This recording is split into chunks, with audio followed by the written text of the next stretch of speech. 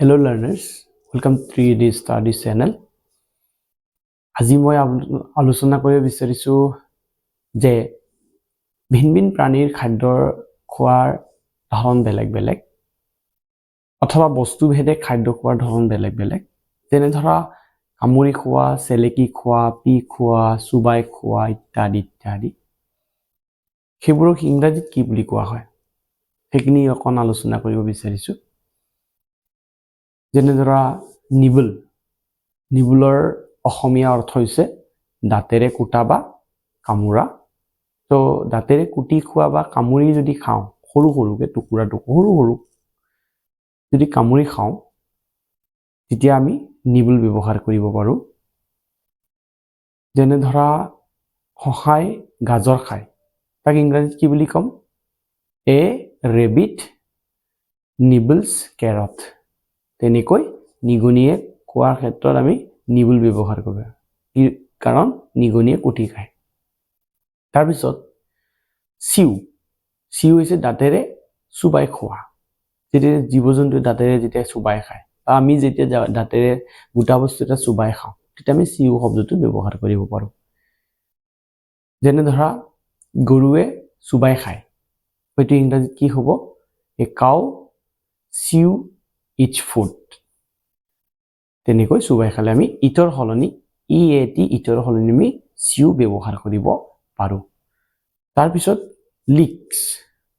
LICK leaks হৈছে জিভাৰে চেলেকা আমি যেতিয়া জিভাৰে চেলেকি খাওঁ বা চেলেকো তেতিয়া লিক্সটো ব্যৱহাৰ কৰিব পাৰো যদি আমি কওঁ মেকুৰীয়ে তাৰ ভৰিবোৰ চেলেকি চাফা কৰে ইংৰাজীত কি হ'ব A cat licks her paws to clean.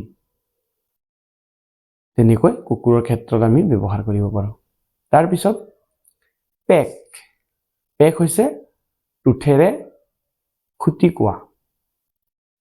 চৰাইবিলাক বিশেষকে চৰাইৰ টুথেৰে খুটি খায় সেই ক্ষেত্ৰত আমি পেক্স ব্যৱহাৰ কৰিব পাৰো নট ইট নহয় পেক্স ব্যৱহাৰ কৰিব পাৰো যেনে ধৰা ঘনচিৰিকাই শস্যৰ দানাবোৰ খায় বা খাইছে তেতিয়া ইংৰাজীত কি হ'ব এ স্পেৰো পেক্স এট গ্ৰেইন বা এনেদৰে চৰাই খালে আমি চৰাই যেতিয়া টুথেৰে সেইটো খাব তেতিয়া আমি পেক্স বুলি ক'ব পাৰিম পেক্স শব্দটো ব্যৱহাৰ কৰিব পাৰিম তাৰ পিছত আহিল চিপ SIP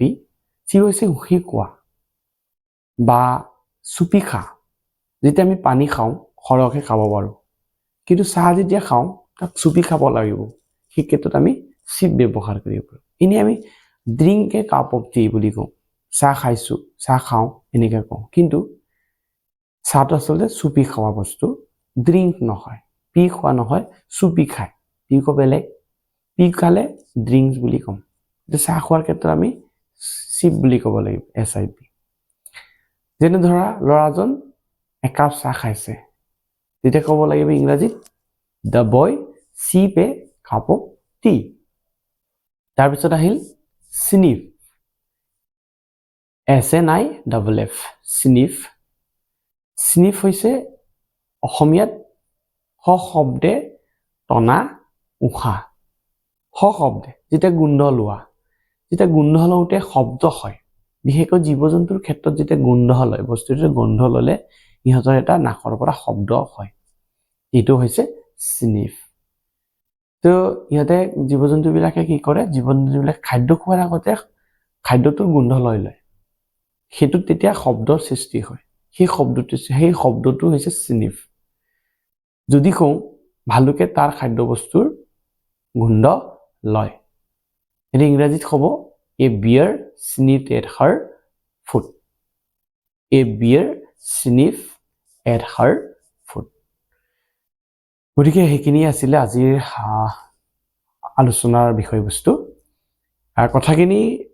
দেখাত সৰু সৰু কিন্তু বৰ দৰকাৰী জনাটো আমাৰ দৰকাৰ গতিকে